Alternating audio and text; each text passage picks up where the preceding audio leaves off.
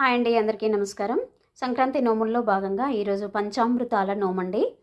మరి ఇది చాలా మంచి నోము. ప్రతి పూజలో మనం ఉపయోగించుకునేటువంటి పంచామృతాలు ఇవి. పాలు, పెరుగు, చక్కెర, తేనె, నెయ్యి ఇవన్నీ ఏ పూజకైనా మనం అభిషేకానికి ఇవి తీసుకుంటాం కదండి. ఇలాంటి నోము చాలా మంచిది. మరి అలాగే వాటితో పాటు పసుపు, కుంకుమ తీసుకోవాలి.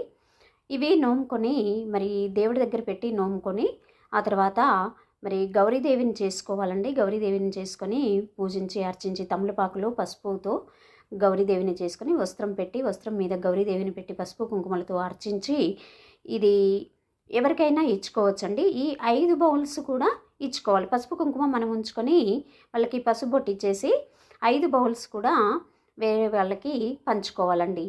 ఇది పంచామృతాల నోము. Please like, share, subscribe. Thank you.